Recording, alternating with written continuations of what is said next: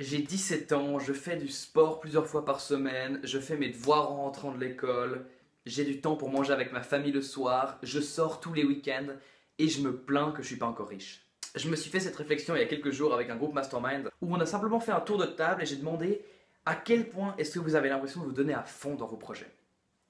Et les réponses que j'ai eues c'est un cinquième de mon énergie, un quart de mon énergie, des trucs comme ça. Et en fait, c'est là que j'ai réalisé que pour moi aussi et pour toute l'équipe, en fait, on se donne pas à fond. On fait le strict minimum. Moi, j'ai un peu calculé, je passe peut-être 1 heure ou 2 heures par jour sur mes projets, c'est rien. Et après, je me suis documenté sur les champions olympiques. Et là, j'ai réalisé que ces gars-là bossent 10 heures, 15 heures par jour, tous les jours, sans excuse.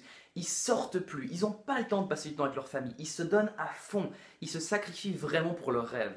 Et là, j'ai réalisé à quel point j'étais vraiment une victime. Je veux dire, je fais rien, vraiment. Je suis assis là comme un oisillon à attendre que l'or me tombe dans la bouche, alors que non, il y a un moment, il faut trimer, il faut se battre. Et je vois ça de plus en plus. Une niche où c'est vachement populaire, c'est l'e-commerce comme ça. On a l'impression que voilà, on crée juste un site et on attend et les gens vont venir et on va gagner de l'argent. Et ça me fait toujours penser à une phrase que j'avais vue écrite une fois qui disait: ne te plains pas des résultats que tu n'as pas obtenus avec l'effort que tu n'as pas fourni. Et c'est tellement vrai dans mon cas. Je veux dire, j'aimerais être financièrement indépendant, c'est vrai, mais je fais rien. Je veux dire, je bosse 2 heures par jour. Comment est-ce que je peux espérer devenir financièrement indépendant avec aussi peu d'input, d'énergie de ma part? La vraie question c'est, est-ce que je suis prêt à sortir de ma zone de confort? Est-ce que je suis prêt à abandonner mes sorties du samedi soir? Est-ce que je suis prêt à arrêter d'avoir des bonnes notes à l'école? Est-ce que je suis prêt à dormir moins, avoir des problèmes de sommeil? Tout ça pour me donner à fond pour mes rêves, pour les trucs dans lesquels je crois. Et une chose est déjà sûre, je sais que je suis pas prêt à m'y mettre à 100%.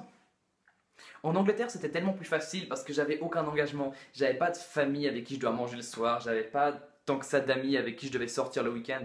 Et d'un côté, j'étais beaucoup plus libre et c'est pour ça que je comprends aussi que les gens puissent bosser beaucoup plus en vacances ou quand ils sont en voyage parce qu'il n'y a juste pas d'engagement, il n'y a personne à qui on doit rendre des comptes, avec qui on doit passer du temps, on peut juste être soi et se donner à fond pour ses projets. Donc quand j'ai réalisé ça, je me suis dit, alors maintenant, à partir de maintenant, je me donne à fond, mais j'ai réalisé que c'est faux parce que je vais pas tenir ça. Si j'essaie de bosser 5 heures, 10 heures par jour, si j'essaie d'aller me coucher à 2 heures du mat, je vais pas le tenir et ça sert à rien.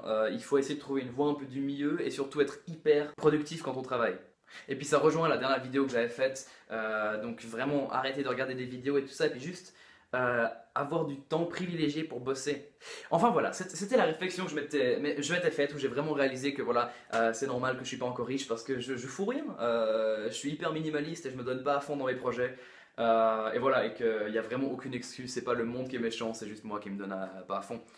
Donc voilà, donc je te pose la question à toi, à quel point est-ce que tu as l'impression de te donner à fond dans tes projets? Est-ce que tu as vraiment l'impression de te donner au moins à 50%? Bref, je voulais te remercier parce que je viens de voir qu'on est plus de 300 sur cette chaîne et ça fait toujours plaisir. Donc merci beaucoup de me suivre et n'hésite pas à me dire s'il y a quelque chose que je pourrais faire différemment, quelque chose que tu aimes bien, qui a plu, ou juste me donner un retour comme ça.